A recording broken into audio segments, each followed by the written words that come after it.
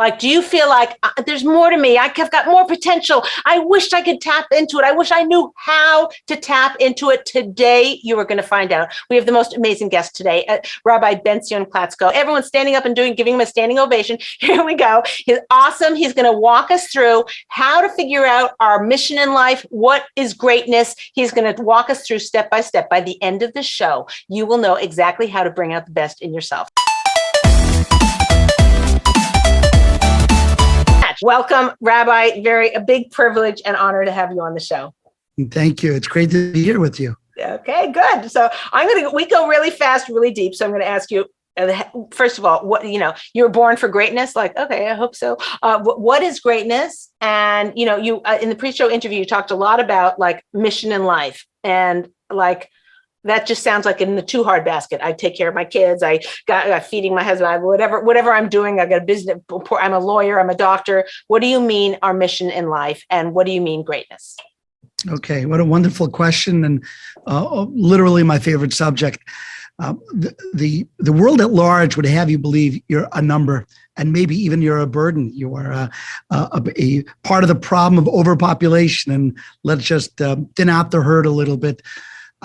Judaism believes the exact opposite. We understand that every one of us is what we call a chelek elokah mimal. We're part of the Creator Himself, and everything that we do and everything that we are is a piece, a divine piece, a unique piece of Hashem that is not duplicated and is not redundant. And the greatness manifests itself by finding one's mission. Why did Hashem feel it necessary to create you in the world? Why could the world not exist without your presence? And it's something I speak a lot about to my students, to my family. I try to live it myself. I'll share with you a story. We had a large group of guests for Shabbat, and I was trying to imprint on them this idea that you were not born to be one of those silent masses that are just discouraged and feel stymied, but the opposite. You're on a mission. You're on a goal. You're in one of those rooms where you've got to figure out the clues, and when you figure it out, you'll understand why Hashem needed you. And each one of the people who were there were inspired, like, okay, I need to find my goal. What's my mission? What's my passion? And there was this one young lady who came over to me after my little talk, and she said, Rabbi, I have no mission. I said, why would you even say such a thing after that talk? Why don't you want to find that mission? She said, look at me, just look at me. And I looked at her, and unfortunately, she had a disease that I do not know the name of, but the way that it manifests itself is through a multitude of outward deformities. Half of her face drooped, like it didn't have muscle tone. So she was smiling with one half of her face, and the other half just sort of dripped like melted wax. And one of her legs was significantly longer than the other one. And she had other issues, and she wasn't that easy to even speak to. And she was very aware that she was cognizant, like, I can't affect anyone. Look at me. How am I born for any kind of greatness? But instead of sympathizing with her, I said, no, you are. There's something great that you're supposed to do. She said, like what? She challenged me, and usually I don't give an answer to that because I think we have to discover our own inner greatness. No one knows us as well as we do. But I saw she really wanted to hear something. I thought it was important. So I said, I really have 1,001 ideas. She said, just give me one. I said, okay, how about this? I was in Israel, and I was standing next to someone in the bus stop, and this person had shoes that were very ripped. They're very old, very tattered. And the top of the shoe and the bottom of the shoe were held together with duct tape.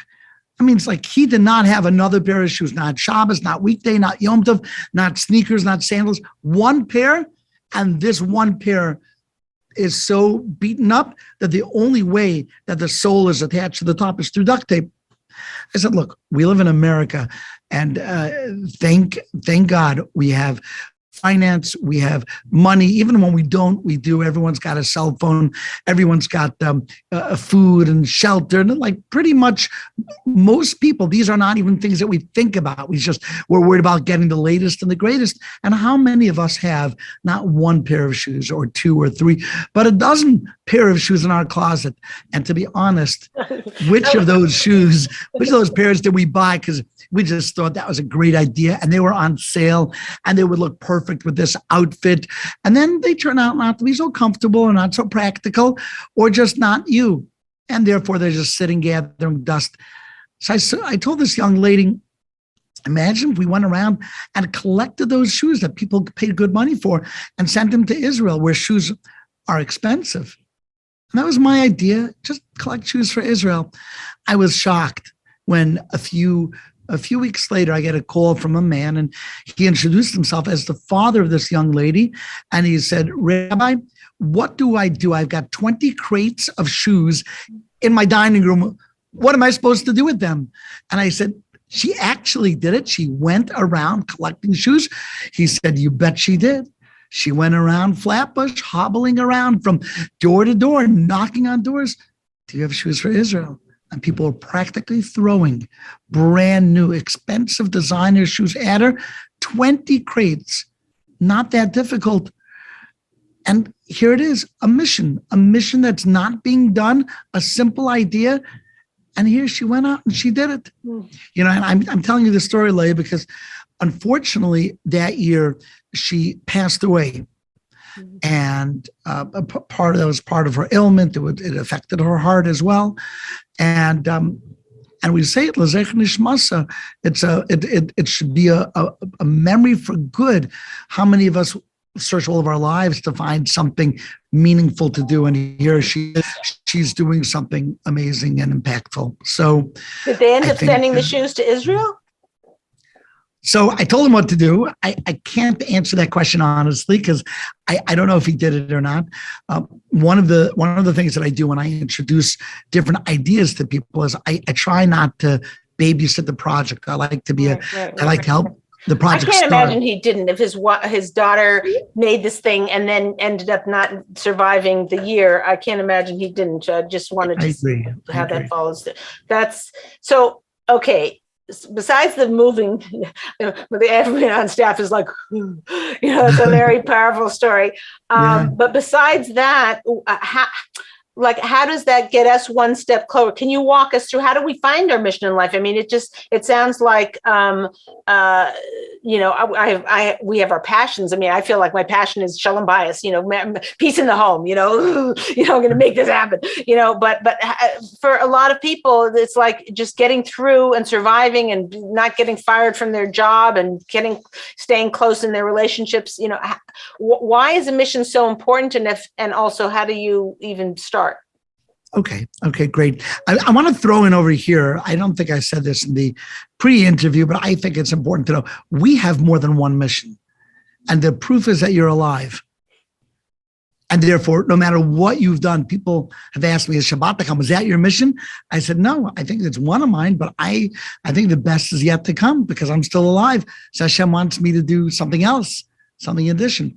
The idea of a mission is not a convoluted homespun idea, but like to sugarcoat the concept that we need to find meaning in order to feel a sense of satisfaction and purpose.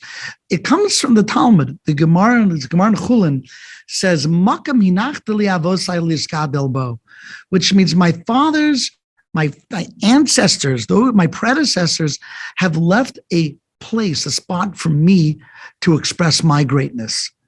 And from here, we see that we're born to do something extraordinary. Now, extraordinary doesn't have to mean Hollywood extraordinary. It doesn't mean that your name has to be in the Jewish newspapers and magazines and on the news in general. It could be a quiet mission, but it's a mission nonetheless. So there is first that concept that it's a real thing. You really, really have a mission. And if you don't do that mission, it's not as if someone else is going to come up with the same idea and do your mission. They're not going to. No one will. You will be left having having left a mission unfulfilled. And when that could be sad. Could your mission just be to raise your one kid? You have one kid, and to raise that one kid. Right, Leah, I was actually going to ask that. How does somebody who already, I feel as mothers, a lot of the audience is asking, as mothers, as wives, we're so inundated with things, like to even start thinking of having to find something outside of the home. Just the home front feels like such a big mission, and sometimes an insurmountable mountain. Like we don't feel like we can even conquer what we have in our own space. So does the person have to feel, like I almost feel as like now people are feeling a little guilty, like, what? I'm not doing any of this. I'm not going and collecting shoes. And so what is that? Am I not counted? Okay, that's an amazing point. And I'll give you an answer that's both validating and controversial. So you'll have a little bit of both here, okay? Absolutely the most significant thing that you'll do is raise a family. There's no ifs, ands, or buts, no shortcut to Microsoft Windows. No matter how high up you are in Microsoft or in Apple, will be as significant as taking another human being and nurturing them and loving them and giving them support and guidance. There's no question about that.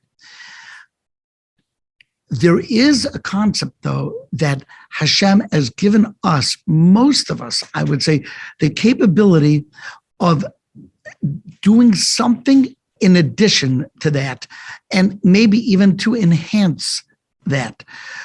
Much of what we do, and this is, I could tell you from my life and my wife's life, much of what we do ties into each other.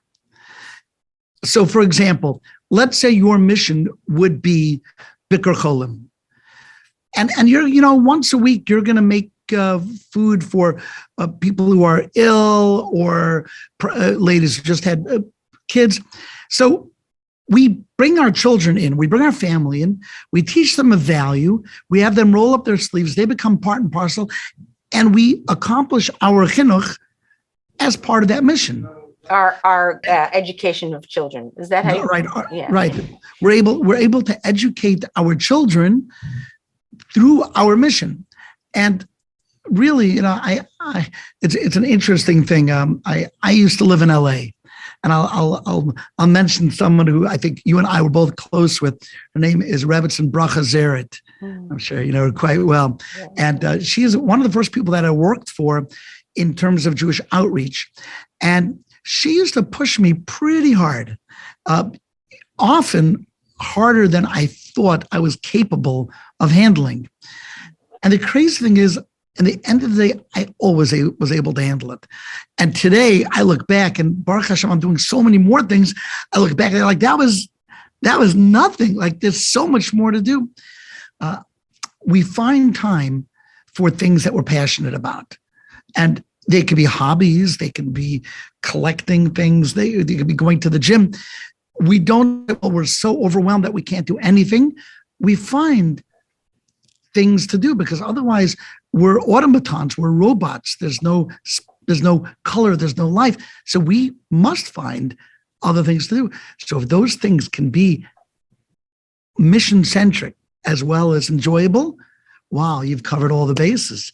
You're a mother, you're a wife, and you're a matriarch. So maybe Rabbi can walk us through, how does a person go about finding their mission? Okay.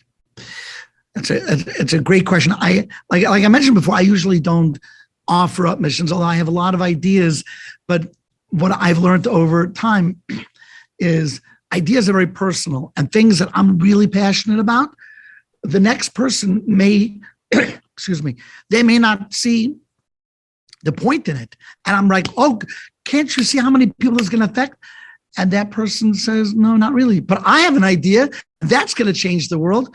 And I may hear it and think, okay, that's, I hear it. I'm not sure who's right. The answer is you're both right, because any mission that you put your heart and soul into with siyata dishmaya, with divine assistance, will succeed. So you've heard the expression, find the need, fill a need.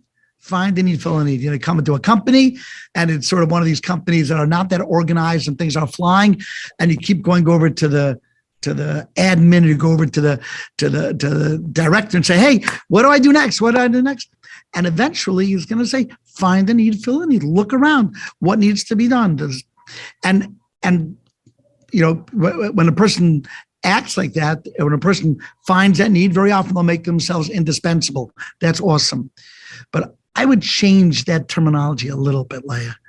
I would say, instead of find the need, fill a need, I would say feel a need, fill a need. Feel a need means, what are you passionate about? What out there either gives you joy, brings you joy, or the opposite can make you very sad because no one's doing enough about it. I'll give you one example, if I may. We have questions coming in. Hold. Okay, tell your thing, and then I'll get the questions after. Okay. Shidduchim, everyone's doing it, but not that many people are doing it, and because it's really hard. It's really hard to make a shidduch, and on the phone, you get burnt, and nothing happens for a long. So, by one of our children, we said, you know what? At the wedding, let's just invite tons and tons of shadchanim. We'll invite matchmakers to come to the wedding. A lot of my son's friends are going to come. They're single. A lot of the Kala's friends are going to come. And we actually said, whoever would like to come, we're going to invite matchmakers from everywhere. And we ended up with over 20 bona fide matchmakers that came. And we said, whoever comes to meet the matchmakers, dinner will be on us. You'll join us for the wedding dinner. And I don't know how many people we thought were going to come. I thought maybe 20, 30. It turns out that this was sort of the first time that someone had done such a thing, and made it public. And we were mobbed with people. There were people out the door waiting to meet 20 matchmakers. And when they finished, they all went into the wedding hall. And the caterer kept saying, should I bring another table? Another table? And each of these tables has 12, 14 places, which is $60 a plate. And so I'm thinking, hey, what do we do? But look how many matchmakers, instead of hopping around, and then the end of the day has a nice ending, because when it came time to pay, so I went to the caterer. He said he added a bunch of tables. I'm about to pay for these tables thousands of dollars. And he said, there was someone at the wedding who saw what was going on, and he wrote the check for all the extra tables. This is Judaism. Wow. Isn't that wonderful? But the idea is find the need, fill the need. And then since we did it, a lot of people have started doing this, invite the shadchan to the wedding. There's so many things. So feel a need, fill a need. So you're saying just sort of, you see something in the, that you feel. I don't understand the difference between fill and feed, and fill and feel. Fill a need is be the engineer. We're all, it's a sort of a new idea that's percolating in my mind. What's so amazing about an engineer? An engineer can take an idea and make it a reality, like you did with this talk show. You had an idea. Many people had ideas to make a talk show, but only you, or you're one of the few that made it a reality. You engineered success. So that's called filling a need. Feel a need. No, it's amazing. Yeah, go ahead. Sorry. Feel a need means what moves you, what inspires you in order to tell yourself, okay, I got to figure out a way to engineer this. And I mentioned to you, when it comes to engineering an idea and making it a reality, very often we get stymied, we get paralyzed, because it seems so big, so large. How am I going to do this? I don't even know where to start. And one of the tools is you just say to yourself, it's not an infinite number of steps to do this idea, to accomplish it in order to become great. It's a finite number of steps. You could put a number on the steps, and the number may be large, maybe 15, but it may be 5.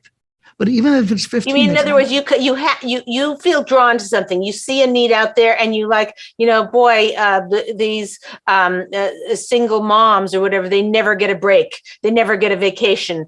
I'm going to be the one who's going to, ask people around. I'm going to raise money for it so that they can have a vacation. Let's just say, with babysitters and everything. So you feel that need, and you want to help.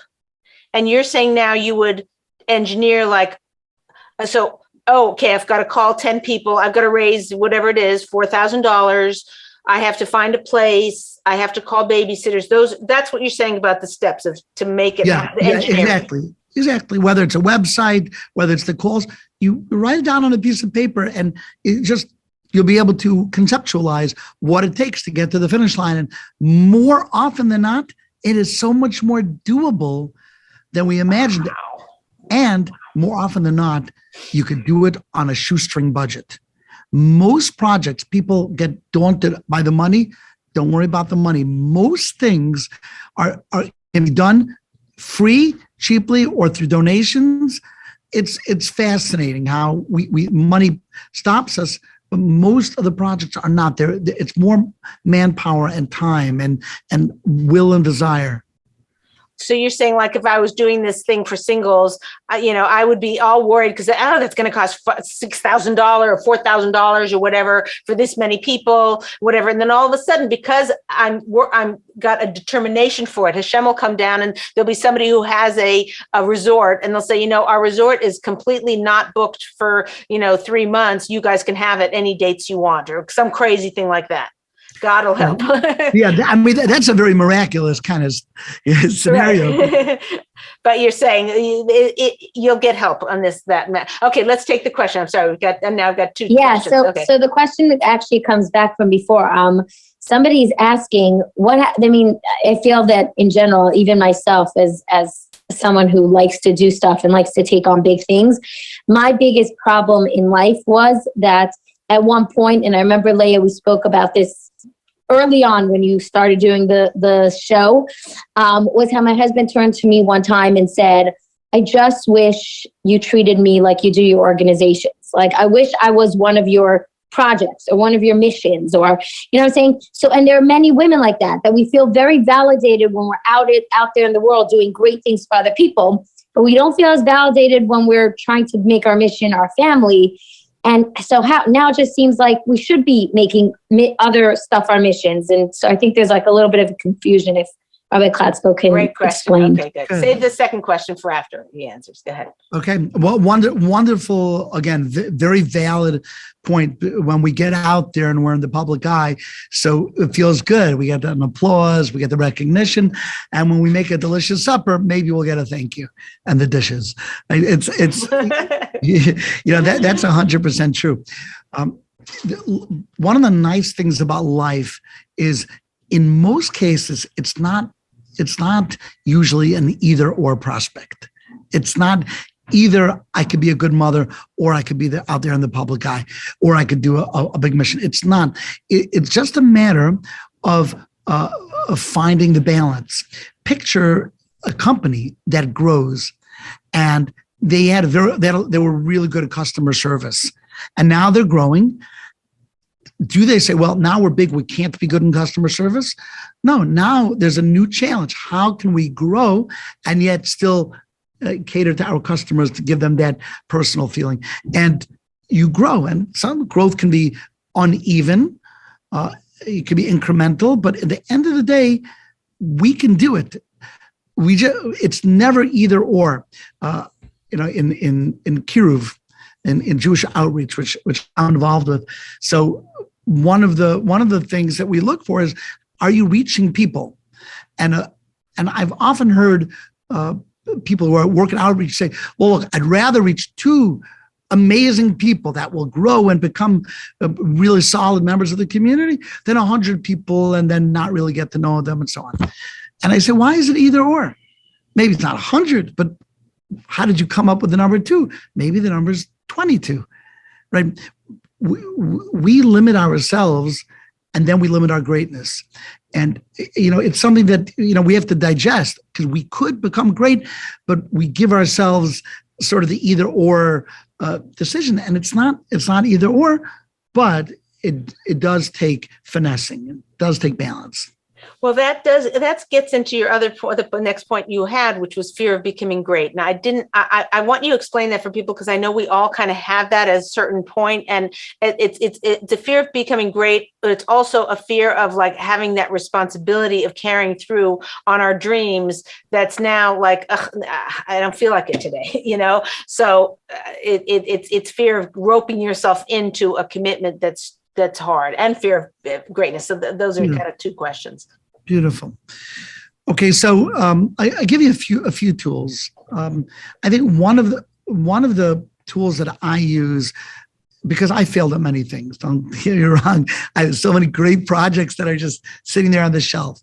But I tell myself that golden rule that really has kept me going, which is, what's the worst that can happen? What's the worst that can happen? And I'm starting a project. Worst can happen, I run out of funding, so it stagnates, so it stalls. You know, when the second Beis HaMikdash was being built, they ran out of funds. They were stopped by the Kusim, and it actually sat there stagnating for years. People don't realize, but the second Beis HaMikdash was half built for years. What's going to happen if we fail? So people are going to say, "Oh, wow, you tried and you failed." Yeah, that's who I am. Sometimes I try, and sometimes I fail, and sometimes I succeed. You know, Rav Noach Weinberg, who built the Esha Torah movement, the empire that includes just so many different branches and subdivisions. It started with the yeshiva in Yerushalayim. And what people don't realize is that was not his first, second, or third yeshiva. He started other yeshivas, and they did not succeed. They collapsed. And he didn't say, "Wow, I tried, but I failed." Not so. Wow. I'll share with you a personal story. This is just something that I'm living right now. When I was young, I began composing music, and I sung in front of Moshe Feinstein, and it was a big success. Some of my stuff ended up on some CDs. Nice. I always wanted to make my own CD, and about 20 something years ago, I started, and I got some good singers who are well known in the Jewish industry. A.B. Rottenberg was one of them, Williger, Mendelowitz. We put together a nice dream team. I started putting together this album. I had so much satisfaction. I was feeling so good with the harmonies and the violins coming in. And then I began working in outreach. And the mandate was it needed my full attention. And I ended the project when it was about, I would say, 75% complete, maybe 80% complete. And the project died. It died. The music got to be a little bit old. It wasn't digitally recorded. It was done analog, which was the earlier way of recording things. And it was a sore spot for me. And whenever I would hear a composition, I would think like, "Hey, I can do that. But I didn't do it. I started it. And I would say I failed in a way. Like I could have, looking back, I should have seen it through. It didn't have to be an either or proposition. And in my mind, it's like I threw in the towel. And so in 2016, I said, "Okay, we're going to start this over." And I found a singer, and I went in and I hammered away, and I came out with an album. The singer's name was Penny Schachter. And we came out with an album. And the album sold very nicely. One of the songs became a viral hit. But I wasn't satisfied because that's 10 songs. I'm a composer. I have hundreds of songs. So when COVID hit, I said, "You know what? I didn't succeed then. I had songs that never came out. I'm going to start over." And inspiring, Rabbi. Okay. Thank you. Hashem helped, and Baruch Hashem, here we are. COVID is, unfortunately, is sticking around, and we've put out, our families put out almost 60 songs, fully produced, 6 albums worth. Every 2 weeks, we put out a new song with full orchestration. Today, we put out a song, it's going viral, called Posech Stidach. We put out for Tom Chashavas, kids singing. And today, it's so easy for me to do something that was so hard for me to do then.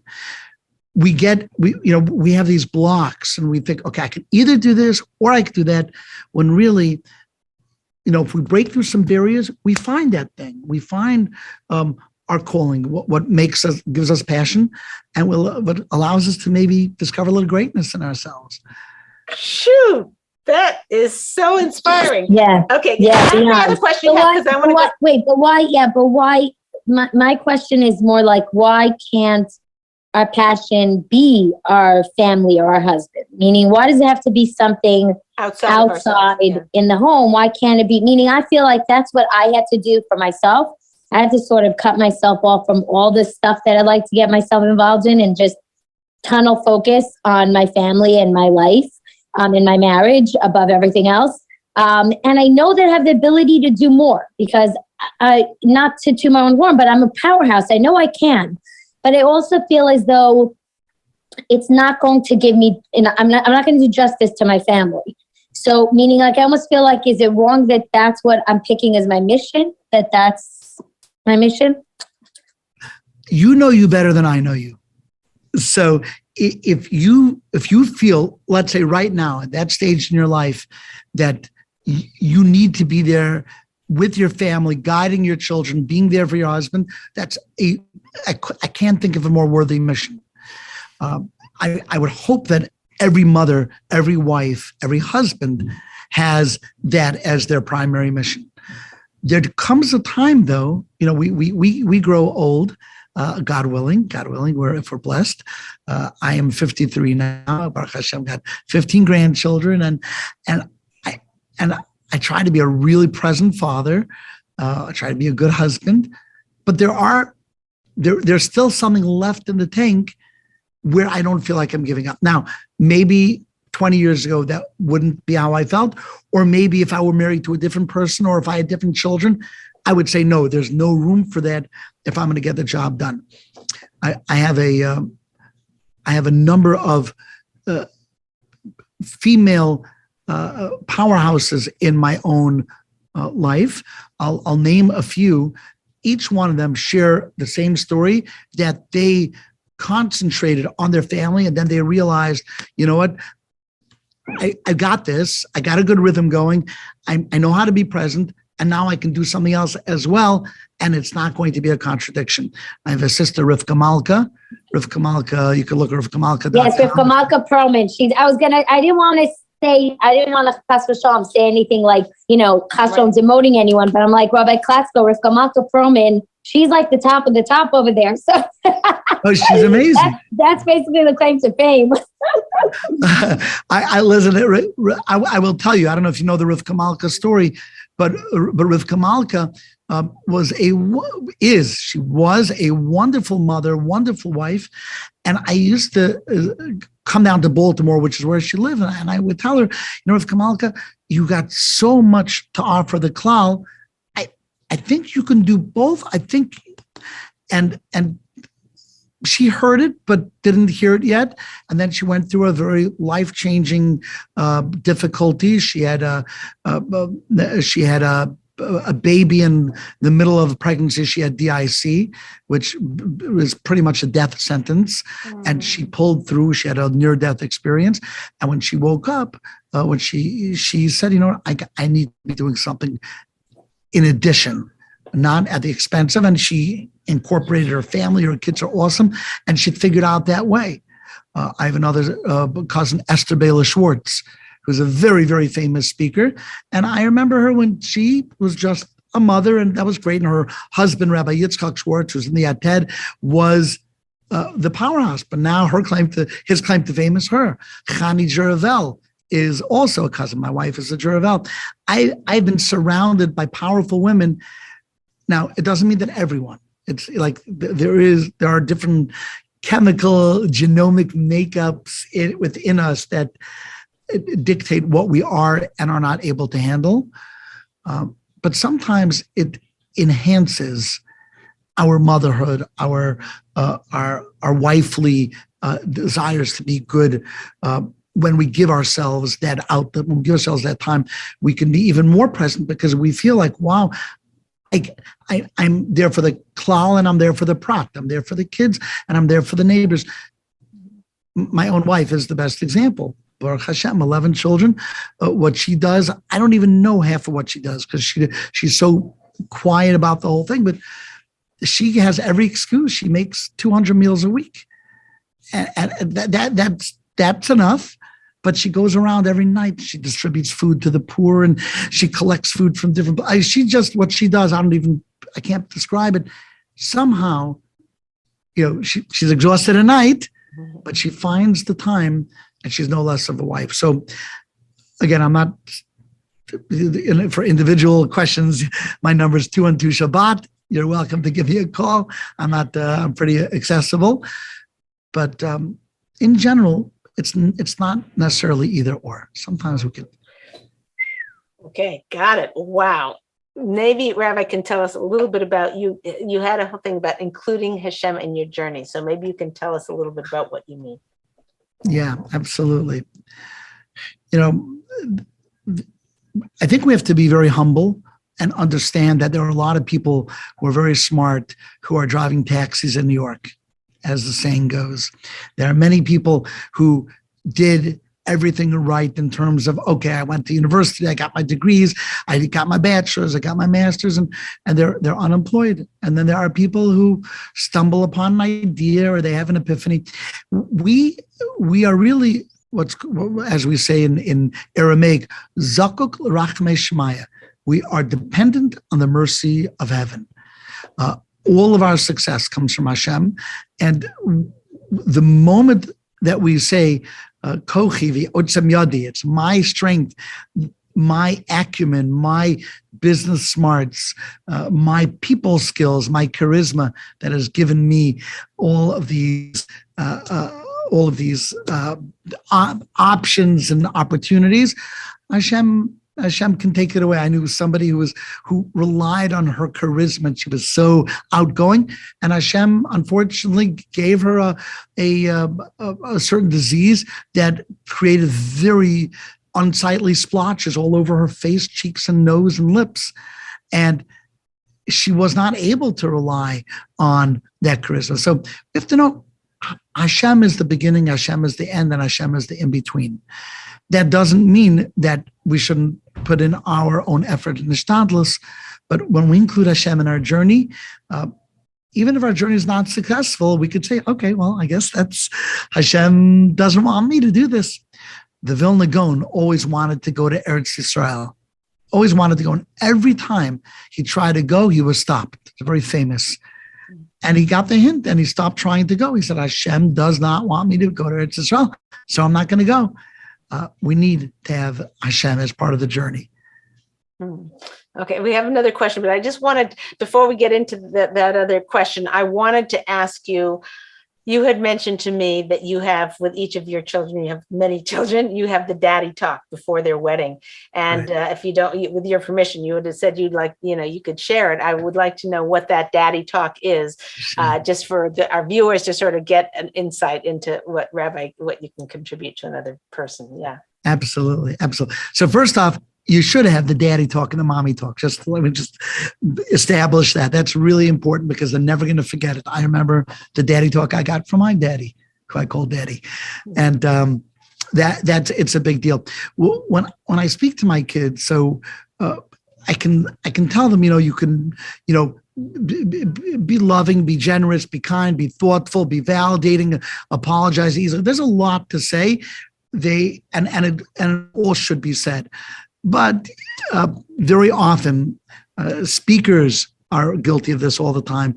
They overshoot and they just give too much information, and you can't hold on to that. So, a good speaker will hammer home one point and just hit it every which way to Sunday, and then that point will be remembered. And if you could boil that down to a soundbite, then you're a pro. So this is sort of the soundbite idea I give my kids. I said, look, you love this person. And the last talk I gave was to my son. I took him out to a nice sushi lunch, and I said, "You love her?" "Yeah, I think." Okay, you'll see what love is, and you'll see. However, I said, it's important to know that love is not a constant. It doesn't work like that. We don't always feel in love. That euphoric high that we feel, with the angels in the background with their angelic choir and the violin section and like, I'm in love. That's not that doesn't, it's not that it doesn't last. I mean, it comes and it goes. But if we rely on love in order to keep our marriage together, in order to be a good husband or a good wife, we're going to have a tough time, because there are times that we're not feeling that emotional attraction or connection or affection. I'm a little upset. I'm a little bit peeved. I'm just tired. It's nothing to do with the spouse. I'm just not feeling it. Or I had a bad day and they didn't know how to properly listen and be empathetic with me. I'm not feeling the love. So I told my son, you won't always feel love, but you always have to feel mercy. Mercy on the spouse, Rachmanus, mercy is a 24/7 occupation for a husband or a wife. And what mercy means is that even when I don't love you per se at the moment, meaning I'm not feeling that emotional love, I'm not going to say something that's going to hurt you. I never want to hurt you. I never want to be the source of pain, at least on purpose. Sometimes we are anyways, not on purpose. But and in the world at large, they feel it goes hand in hand. When I don't feel love now, and then I'll say things that are sharp, or I'll say things that are a little bit biting, and that's not okay. Love may not be 24 hours a day. Maybe we couldn't even live in such a world. It would be too frantic, 24 hours. I was going through our belongings after the fire, and I noticed we had a fire in the house. So I noticed a notebook that my wife had when she was engaged to me, and I saw the words, Benzion Klatzko. She wrote my name thousands of times, made them into hearts. She probably did this. She was in 12th grade. She was very young when we got engaged. So she made my name into hearts in her notebook, probably, while the teacher was lecturing. She wrote my name. I'm not nice. She doesn't do that anymore. That doesn't happen anymore. But that's okay. That's okay. Nobody could live with with those expectations. That's okay. Love comes and goes, and we work, and it's a deeper love. It's a more mature love. That's fantastic. But mercy is constant. I always have to feel a tenderness and a rachmanus in my heart, so I don't hurt the person even when I don't feel love. That's my talk. It's a sound bite, but heavy. Well, quick question. How do you bring on that mercy or bring on that rachmanus when you're just so upset at the other person that it's almost like you can't think past your own emotions and feelings. It's like when you hear it, and the way Rabbi Klatzo is saying it, it sounds so beautiful. But then when the reality happens and your husband does something that upsets you, or he hurts you and he doesn't have rachamim on you, sometimes it's hard to bring that rachamim into play. Great question. Good. That's a great question. I actually like the way you asked the question very much, because I don't know who it is who's asking the question over here, but I can sense that you're a good Eishes Chayil. And I'll tell you why. Because you didn't use the word angry. You used the word upset.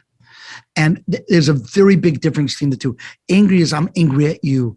It's about you. You're the one at fault. And when we get angry, we lose rachmanus.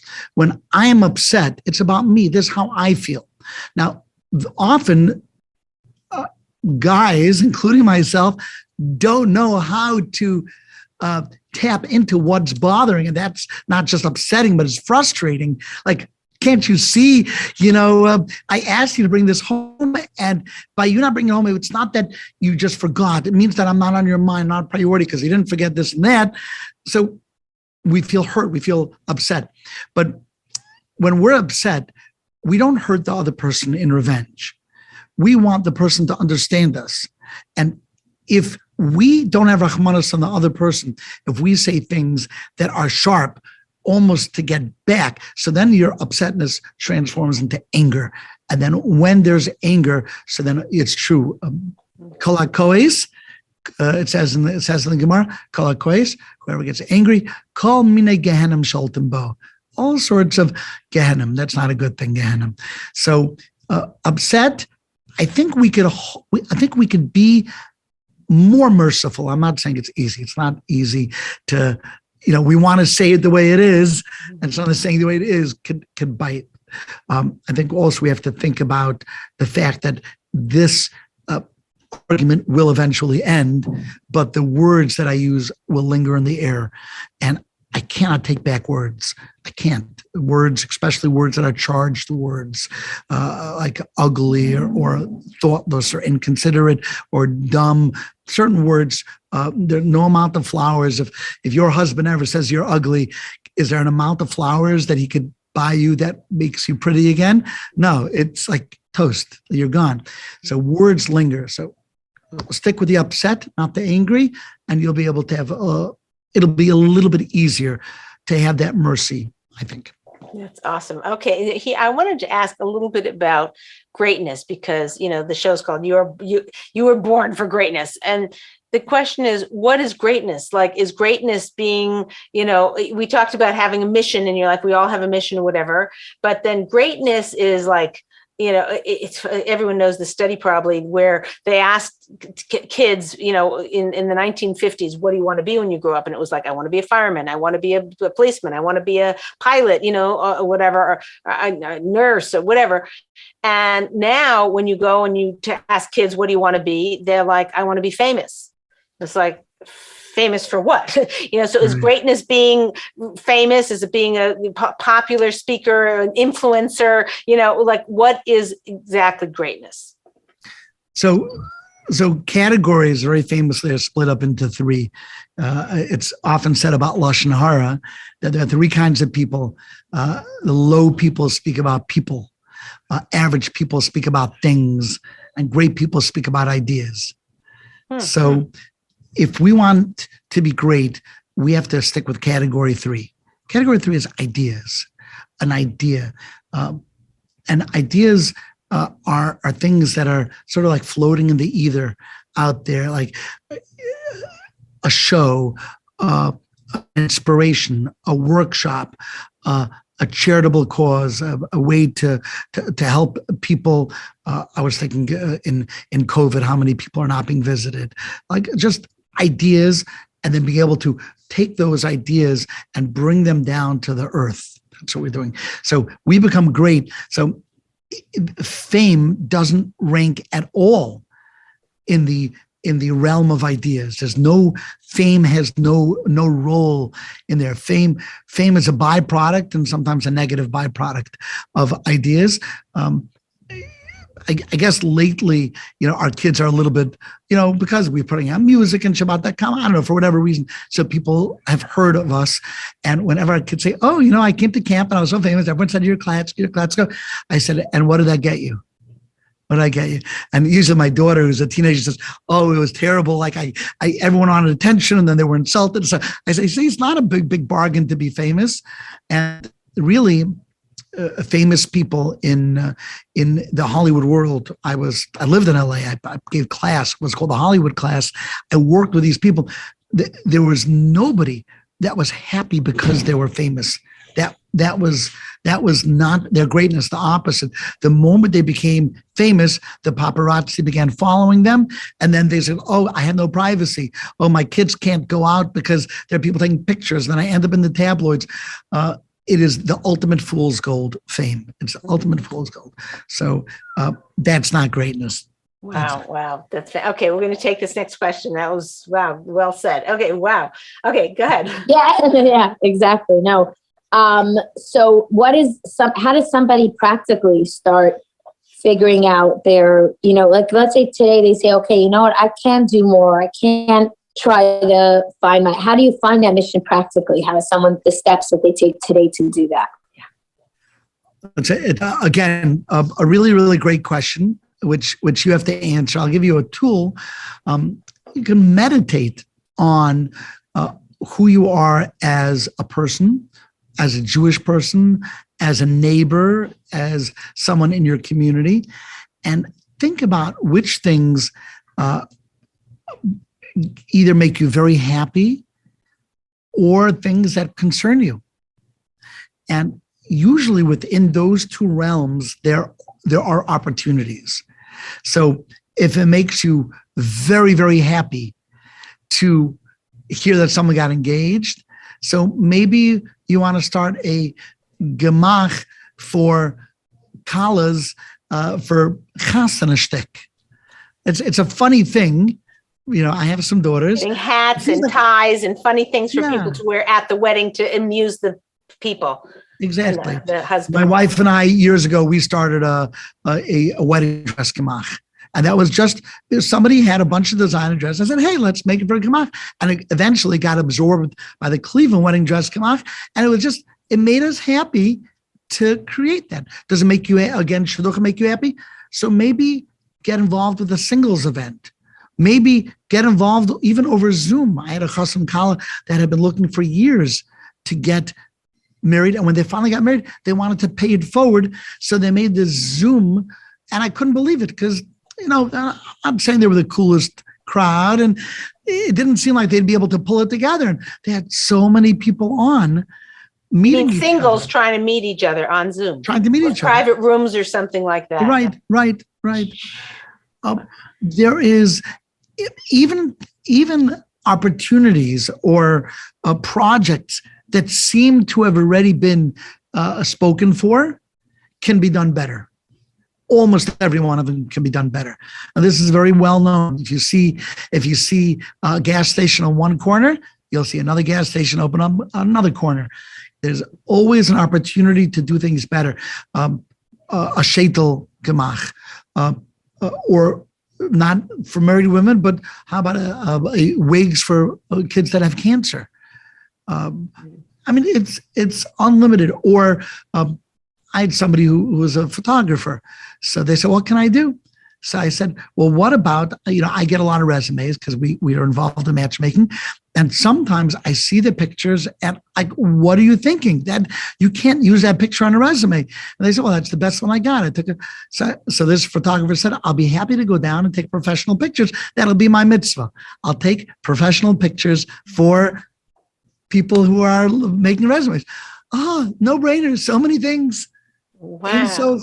It's gorgeous. It's like trying to, this is how much time I have left between now and the time after 120 when I die, whatever. I want to do a mitzvah every day. What can I do? What can you do that you like? Very interesting. Baruch Hashem, my husband and I had a lot of guests over the years. And what had us choose that is it's something we liked, we enjoyed, we liked it. We like to, schmooze with them and discuss and, like that. So it has to be something that really draws you. But it was a mitzvah we were involved in 24/7 because after we had these Shabbos guests, then it was like, oh, next week, who do we have? And what's going, it completely engulfs you. I had another question for Rabbi because, and this is kind of like I'm using, maybe I'll get on the psychiatric couch or whatever.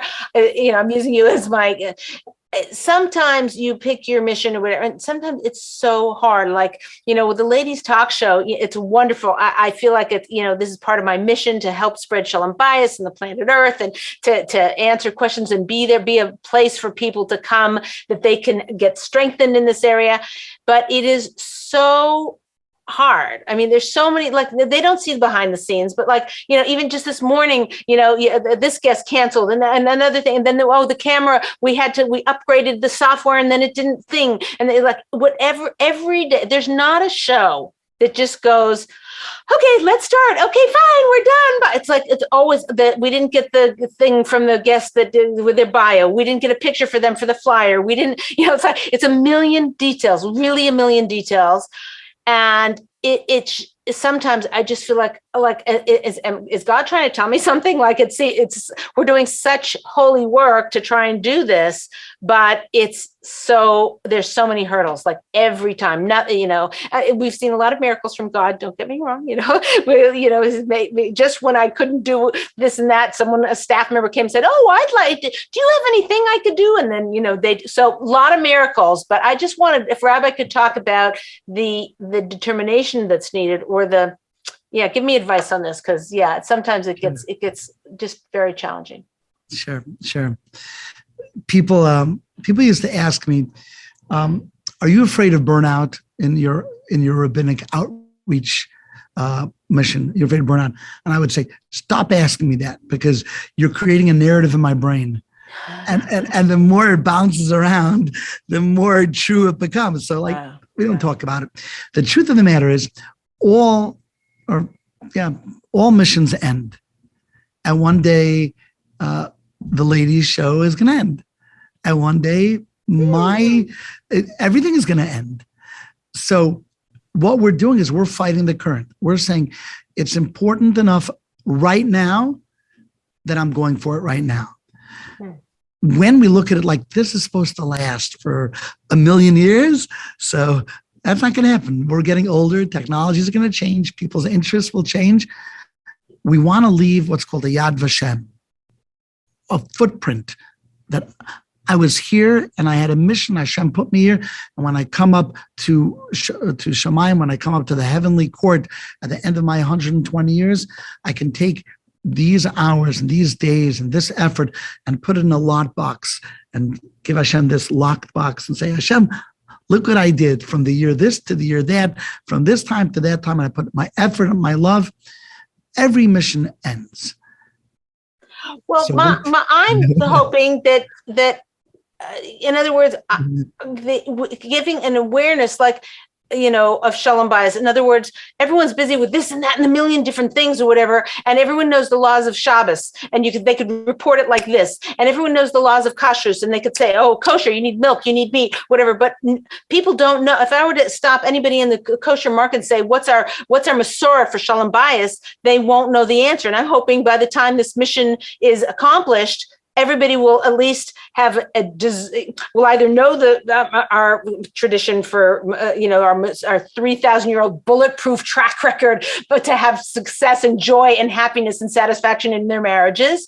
They'll either have it, or they'll be interested in getting it, or they'll be working on it. That it'll be in people's face. So I don't want the mission to end. I want the mission to have a life of its own that doesn't even need me.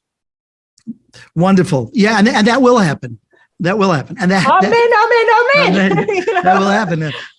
Baruch Hashem, one of the great gifts of digital data, providing the world doesn't collapse, is digital data can last for many, many, many more years, decades and centuries than earlier. Unfortunately, some of the early greats, we don't know their names, and they've disappeared into the annals of history. And, we know very, very few of them.